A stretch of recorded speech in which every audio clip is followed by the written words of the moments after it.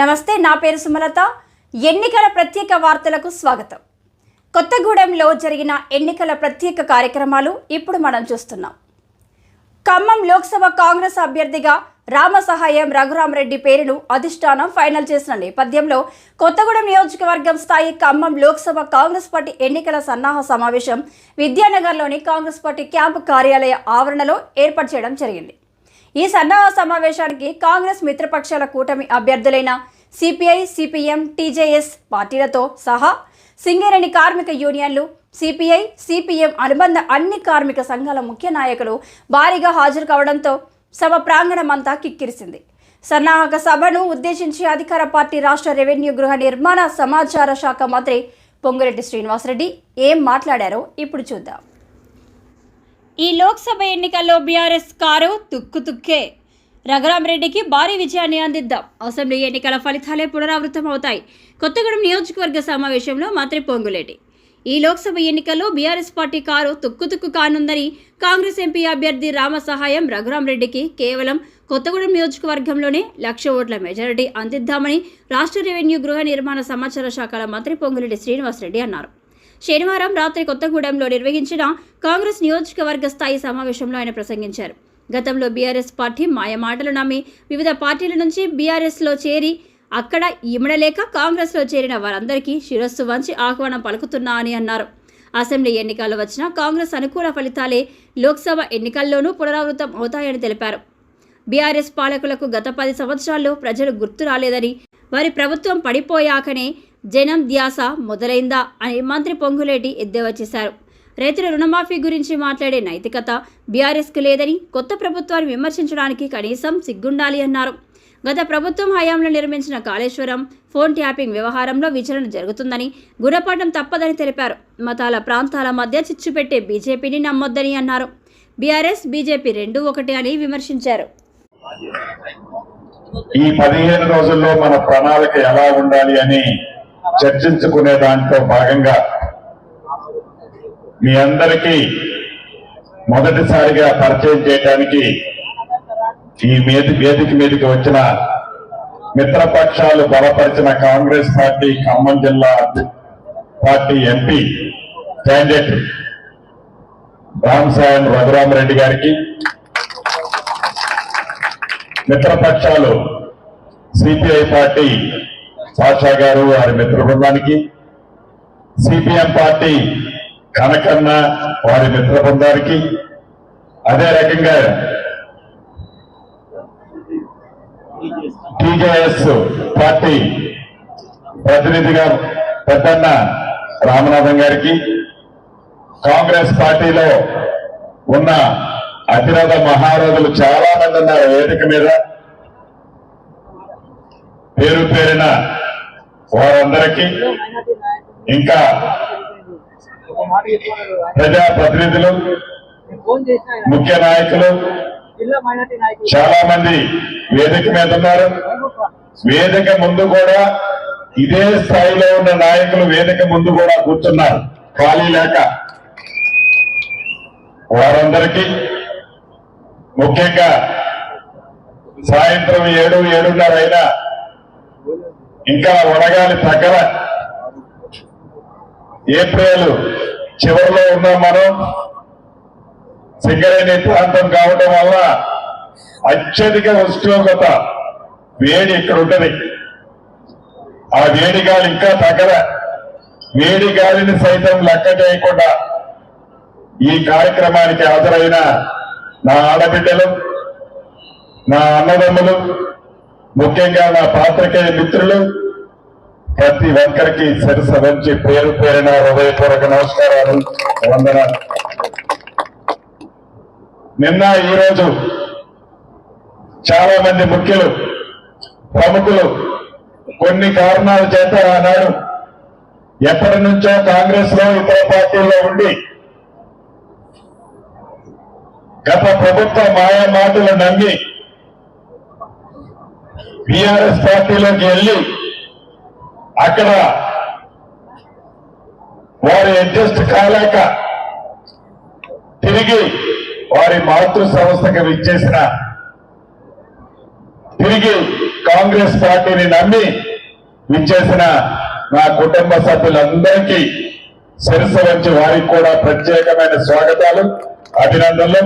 వారందరితో కూడా మైక్ లో మాట్లాడిపియాల్సిన అవసరం ఉంది. కానీ కాలాతీతం వల్ల చాలా దూర ప్రాంతాల నుంచి ఇందాక అన్న చెప్పారు, మారుమూల ప్రాంతాల నుంచి కూడా ముఖ్య నాయకులు అందరూ వచ్చారు. మళ్ళా వాళ్ళు భోజనం చేసి తిరిగి వెళ్లాల్సిన అవసరం ఉన్న కారణం చేత వారందరితో మాట్లాడించలేకపోయాను. రాబోయే మళ్ళీ మీటింగుల్లో తప్పకుండా వారితో కూడా మాట్లాడిపించడం జరుగుతుంది. వారందరినీ మనస్ఫూర్తిగా క్షమించమని ఈ వేదిక మీద ఉన్న మీ అభిమాన సీనన్నగా వారిని ప్రాధాన్యపడుతూ, ఈ ఎన్నికల యొక్క ప్రత్యేకత, ఈ ఎన్నికలు ఎందుకు మనం పట్టుదలగా పనిచేయాల్సిన అవసరం ఉందో ఉభయ కమ్యూనిస్టు సోదరులతో పాటుగా వేరేనా మిగతా మిత్రులు మీకు చెప్పారు. కారులో వచ్చేటప్పుడు ఇందాక బాలసాని గారు చెప్పినట్లు సోమక్క, నేను బాలసాని వచ్చేటప్పుడు ఎంపీ అభ్యర్థి గారు వచ్చేటప్పుడు చెప్పా, వీళ్ళు ఈ నియోజకవర్గం ఎక్కువ వస్తుంది, ఆ నియోజకవర్గం ఎక్కువ వస్తుంది, పాలేరు ఎక్కువ వస్తుంది, ఖమ్మం ఎక్కువ వస్తుంది అని వాళ్ళు ఓట్లు చెప్తుంటే ఒక్కటే చెప్పా, అన్నా ఈ రోజు మీరు రాసి పెట్టుకోండి, బ్లాక్ సీల్డ్ కవర్ లో పెట్టుకోండి. ఈ ఖమ్మం పార్లమెంటు పరిధిలోని 7 నియోజకవర్గాలలో కొత్తగూడెం నియోజకవర్గం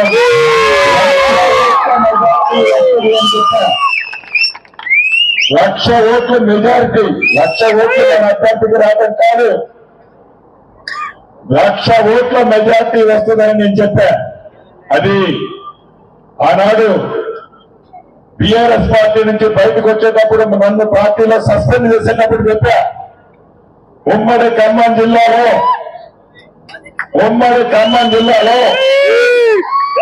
10 నియోజకవర్గాల్లో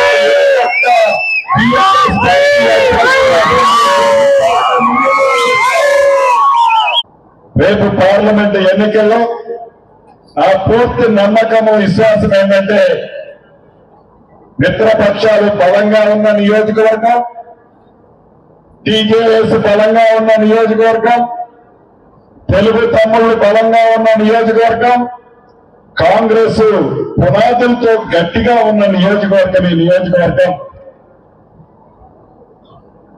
ఏదైతే బీఆర్ఎస్ పార్టీలకి ఆనాడు వారు బెదిరించిన బెదిరింపులకి, పెట్టిన ఇబ్బందులకి భయప్రాంతులో తిరిగి మళ్లీ వారే అధికారంలోకి వస్తే ఇబ్బందులు వస్తాయేమో అని కాంగ్రెస్ పార్టీ నుంచి పోయిన ప్రతి ఒక్క తమ్ముడు, అన్న, అక్క, చెల్లి ఈనాడు కొత్తగూడెం నియోజకవర్గంలోని ప్రతి ఒక్కరూ తిరిగి వారి మాతృ సంస్థ, వారి సొంత ఇల్లు అయిన కాంగ్రెస్ పార్టీలో ఈనాడు పెద్ద ఎత్తున జాయిన్ అయ్యారు. భవిష్యత్తులో కూడా చాలా పెద్ద ఎత్తున జాయిన్ కాబోతున్నారు. వీటన్నిటినీ దృష్టిలో పెట్టుకొని నేను చెప్పా,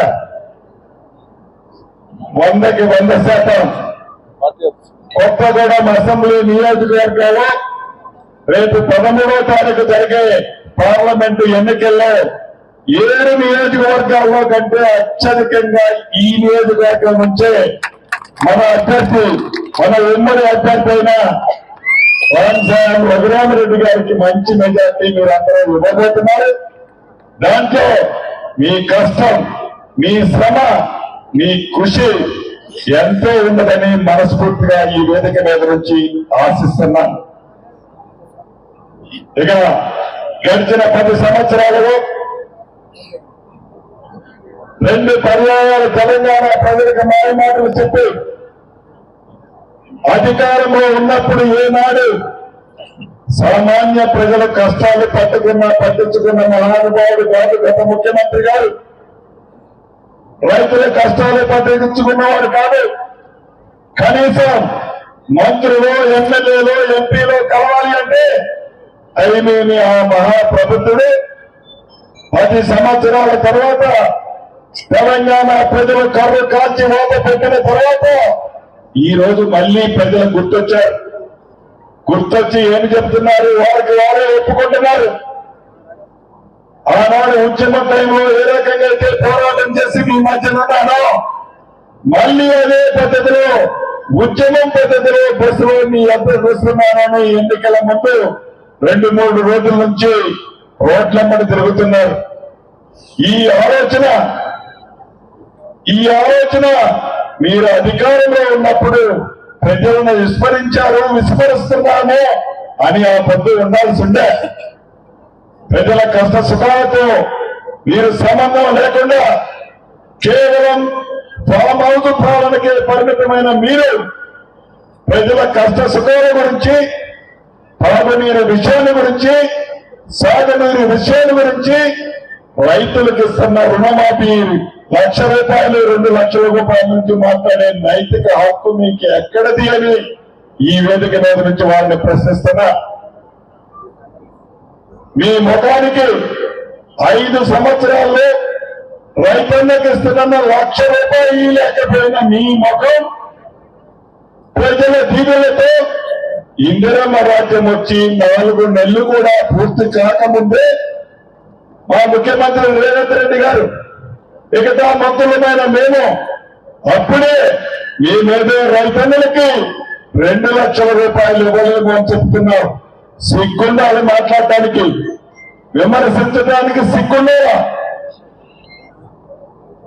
అంతేకాదు రైతులకు ఇచ్చిన ప్రతి మాటని 6 గ్యారంటీల్లో ఏవైతే 5 గ్యారంటీలు ఇచ్చామో మిగతా గ్యారంటీల్ని ఈ ప్రభుత్వం చిత్తశుద్ధితో ఇచ్చిన మాట తప్పకుండా ఈ ప్రభుత్వం ప్రజలకు ఇచ్చేదానికి ఈ రోజు ముందంజలే ఉంది. గౌరవ ముఖ్యమంత్రి రేవంత్ రెడ్డి గారు గడిచిన 3-4 రోజుల్లో అనేక వేదికల నుంచి ఛాలెంజ్ చెప్పారు. ఆగస్టు 15వ తారీఖు రేపు రైతన్నులకు ఇస్తున్న 2 లక్షల రూపాయల రుణాన్ని ఒకేసారి మాఫీ చేస్తామని చెప్పారు. ఇచ్చి తీరుతూ ఈ ప్రభుత్వం కలవకుండా చంద్రశేఖరరావు గారు గుర్తుపెట్టుకో. అంతేకాదు ఏదో డ్రామాలో నేను ఇప్పుడే రాజీనామా పత్రాన్ని మీకు బయటపెడుతున్నాను సీల్డ్ కవర్లు అని చెప్పి సెల్లు కవర్లు చెప్పడం కాదు. మీ టైంలో ఏదైతే కాళేశ్వరం కట్టారో ఆ కాళేశ్వరంలో జరిగిన అవినీతి మీద గడిచిన 2-3 రోజుల నుంచి ఎంక్వైరీ జరుగుతుంది. తప్పకుండా దాంట్లో మీకు అందరికీ శిక్ష పడితే దాంట్లోనే కాదు, ఏదైతే ఫోన్ ట్యాప్ చేసిన కేసులో కూడా ఒక్క శ్రీనివాసరెడ్డి ఫోన్ ట్యాప్ చేతిలో కాదు, వేదికలో ఉన్న ఈ నాయకుల ఫోన్ ట్యాప్ చేతిలో కాదు, భార్యాభర్తల ఫోన్ మాట్లాడుకున్నా, అన్నా తమ్ముల ఫోన్ మాట్లాడుకున్నా, ఫ్రెండ్స్ ఫోన్ మాట్లాడుకున్నా నిస్సిగ్గుగా అటువంటి ఫోన్లు కూడా ట్యాప్ చేసిన మీరా ఇందిరమ్మ రాజ్య పరిపాలనని మీరు ప్రశ్నించేది అని ఈ వేదిక మీద నుంచి వారిని సవాలు విసురుతున్నా. అంతేకాదు ఇందిరమ్మ ఇల్లు ఇస్తుందని చెప్పి ఎన్ని ఇల్లు ఇచ్చారు. అందుకే కదా గడిచిన ఎన్నికల్లో కర్రు కాల్చి మీకు ఓట పెట్టింది. అది మర్చిపోయి 4 నెలలు కూడా కావా మీరు పదవి దిగిపోయి ఈ 4 నెలలు కూడా మీరు ఏమనుకుంటున్నారు? ఇంకా ముఖ్యమంత్రి నేనే ఊహాజనకమైన ఊహలో ఉన్నారు రాజు గారు. అంతే ఏంటంటే మీరు ఊహలో ఈ పార్లమెంటు ఎన్నికల్లో తెలంగాణ రాష్ట్రంలోని 17 పార్లమెంట్లలో ఏ ఒక్క సీటు కూడా మీరు గెలవటం లేదు. ఏ ఒక్క సీటు కూడా మీరు గెలవటం లేదు. ఈ ఎన్నికలు అయిన తర్వాత కారుని ఉక్కు ఏదైతే స్క్రాప్ చేస్తున్నాం అమ్మ చెప్పినట్లు ఖాతాకి పెట్టే సమయం ఆసన్నమైంది. కారుని ఖాతాకి పెట్టి అమ్ముకునే సమయం ఆసన్నమైంది. మీ బీఆర్ఎస్ పార్టీ మీకు ఏ పార్టీగా మీ తొత్తుగా ఉన్న బీజేపీ పార్టీ తెలంగాణ రాష్ట్రంలో మా మిత్రపక్షాలందరం కలిసి మిమ్మల్ని పారతోనే టైం ఆసన్నమైంది అని ఈ వేదిక ద్వారా వారికి తెలియజేస్తున్నాను. బీజేపీ పార్టీ మాయ మాటలు చెప్పి దేశం ఈ రోజు ఈ దేశంలో ఉంటే తెల్లారి ఇంకొక దేశంలో, ఈ గంటలో ఒక షూట్ వేసుకుంటే ఇంకొక గంటలో ఇంకో షూట్ వేసుకొని సామాన్య ప్రజలకి మధ్య పెడుతూ మాయ మాటలు చెప్తూ మతాలని కులాలని రెచ్చగొడుతూ ప్రాంతాల మధ్య చిచ్చు పెడుతూ 2 పర్యాయాలు మీరు అధికారంలోకి వచ్చారు. కొత్తగా ఏర్పడిన తెలంగాణ రాష్ట్రానికి ఎన్నికల్లో మా పార్టీతో పాటుగా రాష్ట్ర విభజనలో ఇచ్చిన హామీలు మీరు నెరవేర్చే దాంట్లో కూడా పూర్తిగా విఫలమయ్యారు. రాష్ట్రానికి నీటి సమస్యను అంతే ఉంచారు. కొత్త రాష్ట్రానికి ఆర్థికంగా కేంద్ర ప్రభుత్వం నుంచి ఇవ్వాల్సిన సహకారాన్ని కూడా పూర్తిగా విస్మరించారు. కేంద్ర ప్రభుత్వం, గత ప్రభుత్వం కాంగ్రెస్ ప్రభుత్వం సంపాదించిన సంపదనంతా ప్రైవేటు పరం చేసి సామాన్య ప్రజల పొట్టన కొట్టిన ప్రభుత్వం బీజేపీ ప్రభుత్వం. ఈ బీజేపీ బీఆర్ఎస్ ఏ పార్టీ బి పార్టీని బొందబెట్టే టైం కొద్ది రోజుల్లోనే మన ముందుంది. ఆనాడు శ్రీమతి ఇందిరాగాంధీ గారు, రాజీవ్ గాంధీ గారు ఈ భారతదేశ ప్రజల కోసం, ఈ భారతదేశ సర్వమతాలు సుఖంగా ఉండటం కోసం సెక్యులర్ పార్టీ అయిన కాంగ్రెస్ పార్టీలో ఉండి ఆనాడు టెర్రరిస్టుల చేతుల్లో ప్రాణాలు అర్పించిన సంగతి మనం మర్చిపోవద్దు. వారు చనిపోయిన తర్వాత 2 పర్యాయాలు ఈనాడు మనం ప్రధానమంత్రి చేద్దామనుకున్న రాజీవ్ గాంధీ గారికి 2 పర్యాయాల అవకాశం వచ్చింది. 2 పర్యాయాల అవకాశం వచ్చిన ఆనాడు ప్రధానమంత్రిగా రాహుల్ గాంధీ గారు ఛార్జ్ తీసుకోలే, సోనియా గాంధీ గారు ఛార్జ్ తీసుకోలే, ప్రియాంక గాంధీ గారిని ప్రధానమంత్రి చేయాలా. ఆనాడు మన్మోహన్ సింగ్ గారిని ప్రధానమంత్రిని 2 పర్యాయాలు చేసి పదవులు మాకు ముఖ్యం కాదు, దేశం గొప్పతనంగా ఉండాలి, దేశం సుఖ సంతోషాలతో ఉండాలి, దేశాలు కులాల మధ్య మతాల మధ్య చిచ్చు పెట్టద్దు అని పదవుల కోసం వారు ఈనాడు ఎంపవేళ. అది కుటుంబం అంటే, అది కాంగ్రెస్ అంటే. ఈనాడు ఈ పరిస్థితిలో రాహుల్ గాంధీ గారిని ఇప్పుడు ప్రధానమంత్రి చేయాల్సిన అవసరం వచ్చింది. రాహుల్ గాంధీ గారిని ప్రధానమంత్రి కావాలి అంటే 2 విడతలప్పుడు పోలింగ్ జరిగింది దేశవ్యాప్తంగా. ఈ 2 విడతల్లో కూడా ఇండియా కూటమి అత్యధిక సీట్లు గెలవబోతుంది. ఇండియా కూటమి 2 పర్యాయాలు జరిగిన ఎన్నికల్లో దేశవ్యాప్తంగా జరిగిన సుమారు 220 సీట్లలో ఇండియా కూటమి అత్యధిక సీట్లు గెలవబోతుంది. అంతేకాదు రేపు 13వ తారీఖు జరిగిన ఎన్నికల్లో తెలంగాణ రాష్ట్రంలోని 17 సీట్లలో ఉమ్మడి కమ్యూనిస్టు మిత్రులతో పాటు ఏదైతే కాంగ్రెస్ అభ్యర్థులు పోటీ చేస్తున్నారో 17 సీట్లలో 14 కానీ 15 కానీ కాంగ్రెస్ పార్టీ అభ్యర్థులు గెలవబోతున్నారు. ఈ 14-15 సీట్లు ఈ ఇంట్లో ఖమ్మం సీట్ నుండి మీ దీవులతో గెలవబోతున్న రఘురామరెడ్డి గారు, మహబూబ్ సీటు నుంచి అక్కడ ప్రజల దీవులతో గెలవబోతున్న బలరామ నాయక్ గారు ఇద్దరు కూడా ఉండబోతున్నారు. మీరేసే ప్రతి ఓటు రాహుల్ గాంధీ గారు ప్రధానమంత్రి అయ్యే దాంట్లో మీరు భాగస్వాములు కావాలని ఈ వేదిక ద్వారా మీ అందరినీ కోరుకుంటున్నారు. ఇక గత ముఖ్యమంత్రి ఇంకొక విషయం, ప్రతి ప్రాంతానికి పోయినప్పుడు పెద్ద పెద్ద మాటలు మాట్లాడుతున్నారు. సాగునీరు విషయంలో ఈ ప్రభుత్వం అధికారంలోకి వచ్చిందే డిసెంబర్ 9వ తారీఖు నాడు. అంటే అప్పటికి వర్షాలు వెళ్ళిపోయి నెల ముందే వర్షాలు వెనక్కి వెళ్ళిపోయాయి.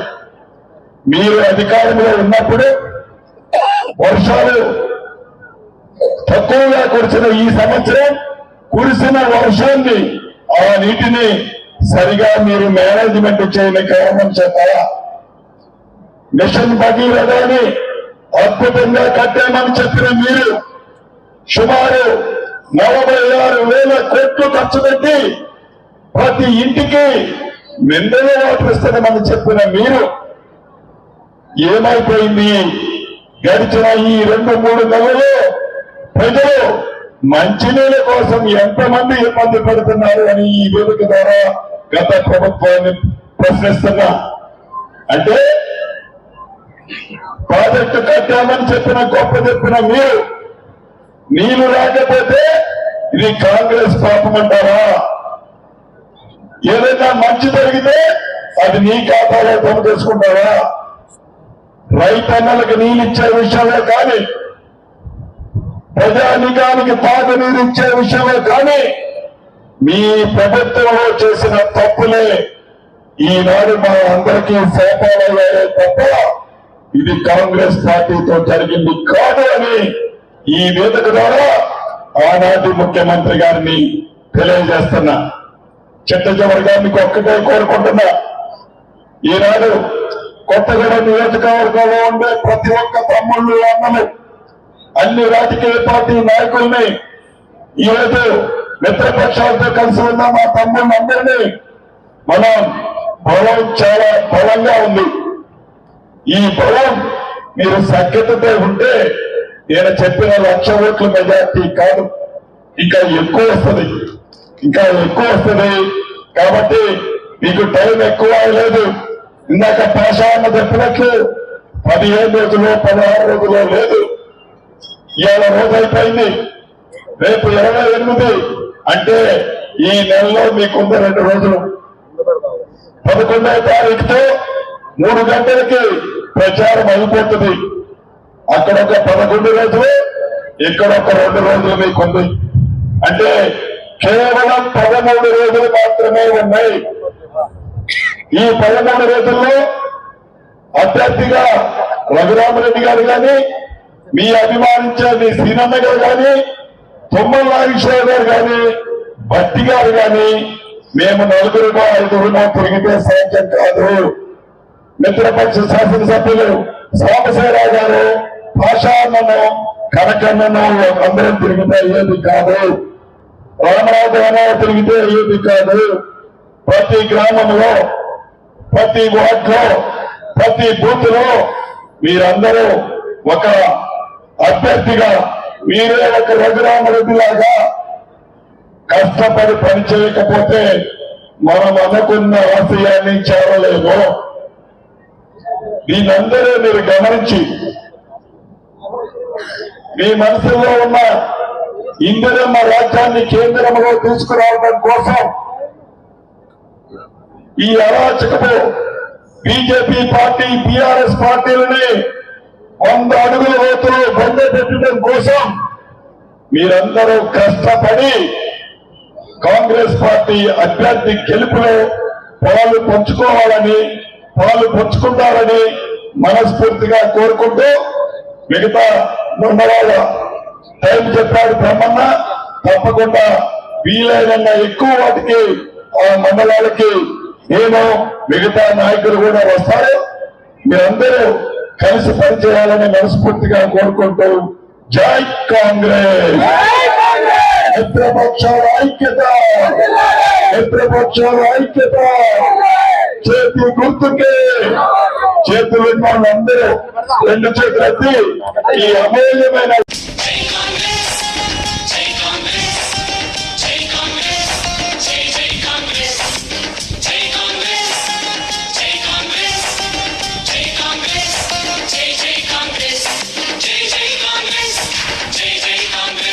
కొత్తగూడెంలో జరిగిన ఎన్నికల ప్రత్యేక కార్యక్రమాలు ఇప్పుడు మనం చూస్తున్నాం.